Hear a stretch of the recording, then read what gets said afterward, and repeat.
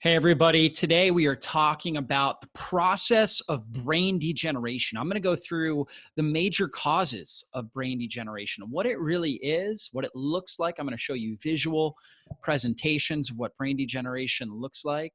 And I'm also going to show you the best natural solutions, how to prevent your brain from degenerating so you can think sharply and quickly throughout your entire life. And so let's jump into this here. And so when we look at brain degeneration, we know that the brain is very, very susceptible to chronic inflammation. Chronic inflammation literally chews up the brain tissue. And so as you're looking at this image here, the hippocampus is really where we store memories. And so that's one of the areas that's extremely sensitive to inflammation, to blood sugar dysregulation, and to hypoxia or low oxygen states. And it starts to shrink, which obviously then causes cognitive decline. And also you can see the entire cerebral cortex shrinks up, it atrophies. And this is what happens when it's exposed to inflammation over a period of time. So major symptoms: memory loss, forgetfulness, confusion, irritability is really common, depression, agitation, loss of inhibition. So normally you're able to kind of control certain, socially unacceptable thoughts. And as your brain starts to degenerate, you have trouble doing that. Also, anxiety is another big one, and apathy. Let's see major causes of brain degeneration. So blood sugar imbalance is probably the number one cause. Right behind it is environmental toxicity. So when your blood sugar is not stable and balanced, that's going to end up resulting in periods of hypoxia. Or I'm sorry, it's going to result in hypoglycemia in your brain, where you're not able to get sugar into the cells, and they're not able to produce energy, and so they start to have excitotoxicity and die. And there's also a lot of toxins that we call neurotoxins that damage the brain.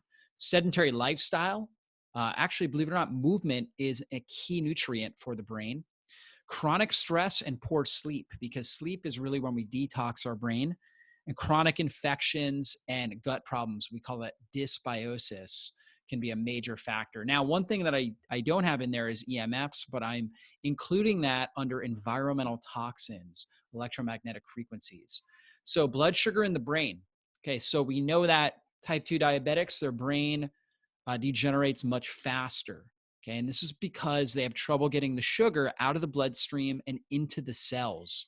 Okay, and that's the key, is your brain wants to run off of, it needs something to produce energy, right? So it needs either glucose or it needs ketones. It can't burn fat for fuel. Fat doesn't cross the blood-brain barrier as a fuel source. And so we need ketones or we need glucose. And most people, their insulin is high, so they're not able to produce ketones because high insulin inhibits ketone production. And then they develop insulin resistance, where their cells don't respond to insulin, which is trying to get the sugar into the cells. So now they don't have sugar, they don't have glucose or ketones, and so they start to atrophy, and that becomes a serious problem. And so also, and this is really what it looks like. So basically, we have normal blood sugar. So normally when we eat food, blood sugar goes up, but then we get a rise in insulin. And then, within an hour or two, it goes back down towards baseline, right? And should be stable there. However, in a symptomatic individual, they eat food and they have a dramatic blood sugar rise, and then their body overproduces insulin, okay? And either has trouble getting the sugar out because it's so insulin resistant, or it shoves all the glucose into the cells quickly. And now your blood sugar, the actual sugar levels in your blood get low. And now your body releases a whole bunch of stress hormones to bring it back up. Okay. And that's what we call reactive hypoglycemia, which is also a serious issue as well. So some individuals have insulin resistance. Some individuals have reactive hypoglycemia, where they overproduce insulin and they shoot their blood sugar too low. And that sends a panic signal to the brain. So we definitely got to get the blood sugar stable. Okay, now major neurotoxins. Okay, we've got things like MSG, aspartame, which is NutraSweet, aluminum, which we find in cans, things like that, lead, mercury. So all of our heavy metals, arsenic, which is in pesticides, all of our heavy metals. Most people know, many illegal drugs and prescription drugs. Excessive alcohol can all cause problems with the brain. Fluoride, which is in our tap water and a lot of our toothpaste, can be a neurotoxin as well. So these are all things we want to do our best to reduce. Reducing our exposure to these is important. We also need to be moving. So we know that a sedentary lifestyle damages our cardiovascular system, our brain. When we move, we produce something called brain-derived neurotrophic factor, BDNF. BDNF is like miracle grow to the brain cells. And so we need good stimulation of BDNF in order to have a healthy, non-degenerative brain. And so movement really helps with that. So if we're not moving enough, we're literally depriving our brain of a very key nutrient. And also we're causing major dysfunction to all of our other organ systems as well. Stress, we all know stress can cause major issues. Stress can throw off our blood sugar. And that's one of the main reasons why stress is so detrimental to the brain.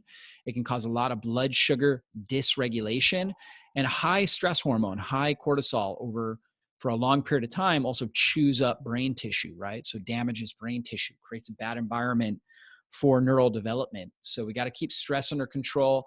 And then the gut and the brain are constantly communicating. We know that the vagus nerve comes down, it's Latin for wanderer, comes down from the brain, interacts with, our stomach, our small intestines, really all of our digestive organs, and sends signals. And then the gut microflora create compounds, whether it's toxins or B vitamins and different things like that, that interact with the brain. Well, we know when we have damage to the gut lining, intestinal permeability, that will cause blood-brain barrier permeability as well. So gut permeability is going to lead to brain permeability. We're also going to get elevated levels of inflammation in the body, and that inflammation can also seep into the brain and cause more damage to the brain tissue. So we know things like mood disorders, anxiety, different issues like that, all very much are related to issues with our gut. So to address a lot of these, we need to support our gut. We need to get rid of any sort of gut infections. We need to support optimal microbial balance in our gut, make sure that we've got the right populations of gut microflora. So bacteria, proper yeast colonies in there, as well as proper viruses. Believe it or not, we have viruses in our gut as well. And so that's very important. We know things like candida overgrowth will release gliotoxin, which damages the glial cells in the brain. And then you've got acetaldehyde as well. So a lot of times people with yeast overgrowth or candida overgrowth will feel like they're drunk. They in a sense, they have a form of alcohol poisoning, which obviously real problematic. And then a lot of bacteria have something called a lipopolysaccharide in their outer cell membrane. And when that's released, because they die when they shed that, that causes major inflammation in the brain as well. So we definitely want to keep all of that under control. So top 12 brain regeneration strategies. So let's jump into this. One is we want to develop neuroplasticity. And so we do that with our diet, right? So we know that high blood sugar or just eating a lot of sugar reduces BDNF, while doing things like intermittent fasting, elevating ketones in your system. You can do that through intermittent fasting, extended fasting, and also a ketogenic diet, or doing, a combination of all of those will help improve the ketones. You can also add MCT oil or exogenous ketones into your diet as well. And that can all help boost ketones, which have a positive stimulus on brain-derived neurotrophic growth factor, which stimulates new neural development, new strong, healthy, resilient neurons. Omega-3 fatty acids also play a very important role with that too. So if we're trying to improve brain function, omega-3s, long-chain omega-3s, EPA and DHA that we find in things like fish oil, really helpful. Good quality sleep. Sleep is when we detoxify our brain. So we need to sleep. Poor sleep reduces BDNF. Good sleep helps elevate, creates an environment for our body to really strengthen the different neural connections and supports BDNF levels. We talked about exercise. Now, movement is a key stimulus for BDNF.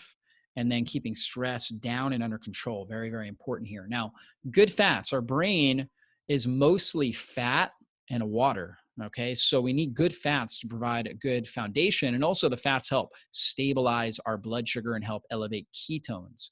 So, the fats we want to stick with are things like butter, grass fed butter or ghee, grass fed beef tallow, coconut milk, coconut oil, avocado oil, or just eating avocados, olives, olive oil, fish oil, and eggs all have powerful nutrients in them to support brain function. Okay, bad fats. We want to stay away from all these vegetable oils: canola, soybean, sunflower, corn oil, safflower, grapeseed, margarine, cottonseed, and peanut oil. They're all highly processed and they're high in omega-6 fats. They create inflammation in the body. We want to avoid those. Stick with the ones on the left-hand side. All of those, except for olive oil and fish oil, are good to cook with. I'm not a huge fan of cooking with. You definitely would never want to cook with fish oil. It's a very long chain fat that can't handle any heat, right? So you actually create a trans fat if you were to try to do that. Olive oil is a monounsaturated fat, doesn't have a very high smoke point. So it's best to use that raw. You get the best benefits, the polyphenols, antioxidants that are in there, the healthy fats when you use it raw. So cover your vegetables, your meat with olive oil. Really great thing to do for your diet, but don't cook with it. Cook with avocado oil or grass-fed butter or coconut oil, tallow, something like that, ghee. Those are all great oils to cook with. Now, fasting has been done since the beginning of mankind, some level of fasting, just because we didn't really have access to food. And a lot of ancient philosophers, right, like Plato, for example, talked about how he would intentionally fast. He has this great quote: "I fast for greater physical and mental efficiency." And that's really what it does. Fasting will help your body become much more energy efficient and metabolically flexible, help boost up ketones, and help stimulate something called autophagy, where your body breaks down damaged, old, dysfunctional mitochondria within your cells and helps form new, healthier mitochondria. So you actually become better at producing energy, much more efficient with it. And that's really what it's all about. You know, we want really healthy, stress resilient mitochondria. And just the process of life itself is going to create free radicals and oxidative stress, just a natural part of metabolism. And over time, our mitochondria are becoming damaged. Fasting is one thing that helps really clear out the bad mitochondria and helps our body form new mitochondria. And also teaching our body to run off of ketones as an energy source and being in a state of nutritional ketosis is so powerful because it significantly reduces oxidative stress and the amount of metabolic waste that's built up.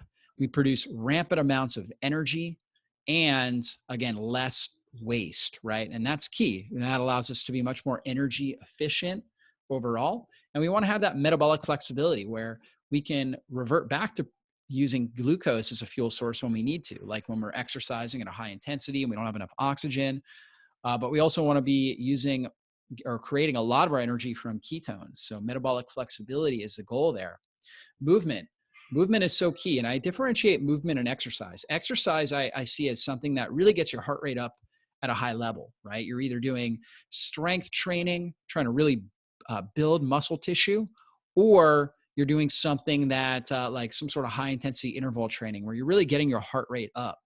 Movement would be something you're doing at a lighter intensity. Like for many people, walking would be just a form of movement. For some people, you know, especially if you're elderly or just, you know, you're recovering from a serious injury, walking might be exercise, might really get your heart rate up. Totally understand that. But for most people, walking itself is movement, and movement itself has great benefits, right? But you want to incorporate movement and exercise, something that's very high intensity. I'm a huge fan of resistance training, doing strength training a few times a week to build lean body tissue, but then moving every day, getting out and walking or jogging or dancing or something like that, playing with your children. Really improves circulation, stimulates lymphatic drainage, improves the oxygenation levels of your tissues, helps support dopamine, serotonin levels in your brain so you feel good, you think sharply and quickly, helps reduce stress and creates more resiliency. So walking or movement can be one of the greatest joys in life. It really, really helps you respond to stress better.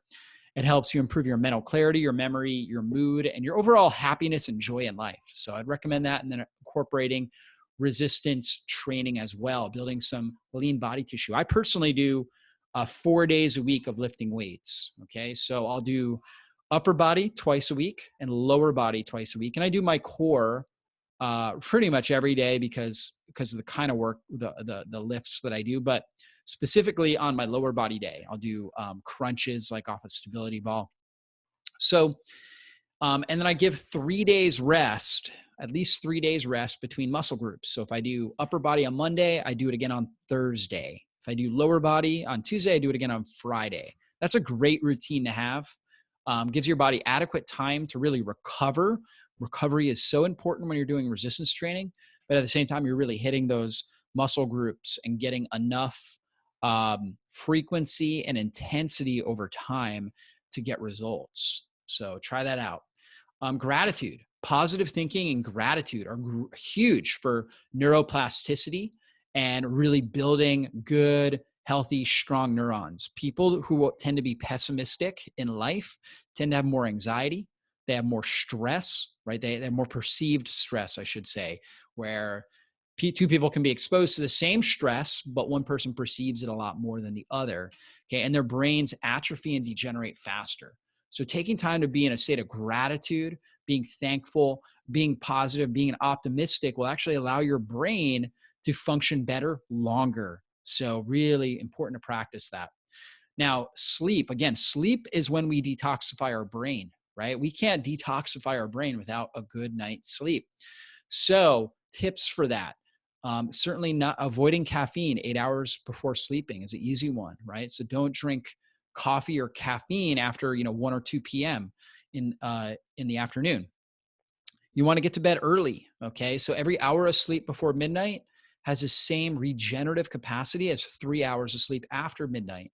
So trying to get to bed early before midnight, using a sleep mask and keeping your room as dark as possible. You need that darkness. Okay. In fact, even before you go to bed, you want to dim your lights. You don't want to have like real bright white lights on because that will reduce your melatonin release. You want to make sure that your room is dark, that, if you're up, if you're watching a TV show or reading a book or something like that, or talking with your spouse or significant other, that your lights are dimmed. So that way it'll help you start producing more of that melatonin. Keep your room real cool. Okay. That will help you sleep deeper. Don't eat right before you go to bed. So do your best to, finish your last meal by 6 or 7 p.m. Okay. And for a lot of people, if you work, let's say you work an evening shift, like, I don't know, when I was in college, I worked, I think 4 to 12 or something like that.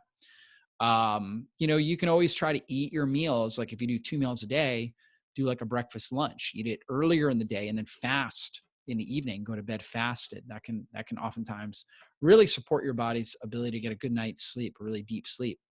Get sun exposure during the day. So getting outside and getting some sun during the day, very important actually for helping improve sleep quality later. We talked about exercising. You want to do that, but not too late. And then around 9 p.m., ideally, you want to start winding down, not doing anything intense, not having, major goals, trying to really wind your body down. That will help you be able to fall asleep more effectively and get better quality sleep. Now, support the gut. Certainly doing some probiotics. Probiotics have been shown to help support BDNF, brain-derived neurotropic growth factor. One of the reasons is because they help to produce short-chain fatty acids. Short-chain fatty acids like butyric acid reduce inflammation in the brain. They're also a fuel source, right? Because it's actually a short-chain fatty acid the body can use and turn into ketones as well. So probiotics can be really helpful. In some cases, we need to go in and kill H. pylori overgrowth or candida or parasites, different things like that are in the system, and then re-inoculate the system with probiotics. But in general, one thing you could try is probiotics to see if you feel better, and that can be great for the gut. Neurobic exercises, so doing activities that are new and novel, right? Using multiple different senses can be powerful stimulus for your brain, for stimulating that BDNF. Doing something simple like brushing your teeth with your non-dominant hand or combing your hair with your non-dominant hair or your non-dominant hand. Keeping like a checkers or a chess game going and like every now and then coming up and thinking strategically about it. So when we start to do new novel activities on a regular basis, again, it forces our brain to have to work and we develop new neural patterns. So it can be really powerful using smell, for example. Like I like to have different essential oils diffusing in my office, right? The different smells can oftentimes stimulate BDNF as well. The olfactory sense, the sense of smell goes right up into the brain. It's a real powerful stimulus to the brain. So smelling your food, making a variety of different foods, right, can help support your brain. So simple things we can be doing to help make our brain more agile, more flexible, more resilient. We also need to detoxify. Most of us have an overload of toxins in our system. And so we need to open up all of our drainage pathways, our lymphatic system, our lungs, right? Exercise helps with that for our lungs. Hydrating well to get things out of our kidneys, out of our colon, really getting the colon moving well. So all these things are important, getting the liver functioning better. We need to make sure we're detoxifying, just so important to get the toxins that we're inhaling, right, that we're consuming into our body, out of our body, keeping those detoxification organs functioning well, just so important. And then a couple key supplements that I'm a big fan of. Magnesium. Magnesium is to the body what oil is to a car. We're constantly going through it and using it. Magnesium is so important for the brain, really helps to modulate neural activity, keeping stress hormones and inflammation down under control, helping protect the mitochondria in our brain cells, right? So I found, really good magnesium source, magnesium L-threonate, which is the best for crossing the blood-brain barrier. And I've countless hundreds of reports from clients and customers using this magnesium, improving their mood, their memory, their mindset, just breakthroughs, helping them sleep better, helping them recover better, and just thinking sharper and clearer. So really great product to be using to help support your brain. We talked about fish oil, long chain omega-3s, EPA and DHA, so powerful, particularly for brain. DHA is considered the most powerful one for brain function. So getting that DHA, long chain omega-3 fatty acids. So taking a really good quality fish oil can be important. And, I recommend something that's purified, molecularly distilled and purified. So it doesn't have mercury or any other heavy metals or environmental toxins in it. And then certain foods help trigger brain autophagy. So these foods not only will help stimulate more BDNF, but they'll also help support your immune system and your ability to get rid of damaged and dysfunctional brain cells. So curcumin, the active ingredient in turmeric, 6-chagoyl in ginger, quercetin, which we find in things like red onions and elderberries and cranberries, ECGC, which is in green tea, dark chocolate, citrus bergamot, carnosinic acid, oregano, sage, and rosemary. So those Mediterranean herbs, resveratrol, which we find in berries, grapes, red wine. And of course, to really get the clinically effective dose, you really can't get it from food. Now, I recommend consuming these foods because they are powerful and they're powerful beyond just these active ingredients, right? And they're great for our body. However, I would recommend doing some sort of supplement that has some, concoction of these that can be really helpful. I really like resveratrol power. So something I take on a daily basis, really good strong dose of resveratrol along with quercetin. And I just feel a lot sharper and clearer, helps improve skin health, circulation. It's anti-aging. Resveratrol helps stimulate the SIRT2 pathway to support healthier cells that live longer and are stronger, more stress resilient. Great for the immune function as well. We know quercetin, for example, very powerful antiviral. Resveratrol has antiviral properties as well. And a lot of people are talking about how quercetin, there's research out, one of the best things you can be doing to help prevent COVID-19, right? Coronavirus infection in your system, and resveratrol as well for downregulating inflammation and improving immune function and mitochondrial function. So really great stuff. And in general, when we look at the brain, we know that the brain has over 10,000 mitochondria per cell. All of our other tissues, like our heart has 5,000 mitochondria per cell. the liver has around 3,000, and our muscle cells have around 1,000 mitochondria per cell. So to support our brain, we got to be thinking mitochondria. And so these powerful nutrients, things like alpha lipoic acid, okay, N-acetylcysteine, things that boost glutathione levels, creatine. I've had people that have told me creatine, taking some creatine really changed their life. And it can be really powerful for helping produce energy quickly in the mitochondria. Resveratrol, so powerful for the brain. Coenzyme Q10, brain and the mitochondria. Acetyl L-carnitine, which actually brings fat brings fat right into the mitochondria to be used for energy. If you're carnitine deficient, you're going to have a lot of problems with beta oxidation and producing energy from fatty acids. And then nicotine riboside as well, NAD, very important as well for healthy mitochondrial function. B vitamins as well. You need all your B vitamins, magnesium, which should be on that list, but it's not. But that can be really powerful. Green tea can have a beneficial effect as well. So a lot of different compounds that are key for mitochondria. So these are all things we want to be considering, adding to our system. And we even have a support product that pretty much has all of these. It's called our MyToe Support, right? So for brain degeneration, right? This is a supplement I put my clients that have cognitive decline, or they have a family history of cognitive decline, and they're getting a little older and they want to support that. Okay. So this is a great supplement, especially anybody like over 40. I think you'll really, really benefit from it. If you're noticing that your brain is just not firing, you're not thinking sharply and quickly, you're more fatigued, you're noticing that you just don't have the energy, right, that you used to have, then MyToe Support can be really, really helpful for that. So check it out. I'll have a link below the video. Hope you guys really enjoyed this training. This is a deep dive on brain degeneration. Hope you enjoyed it. Would love to hear any questions, comments that you have. Of course, subscribe to our channel. And guys, we'll see you on a future online training. Everybody be blessed. Bye-bye.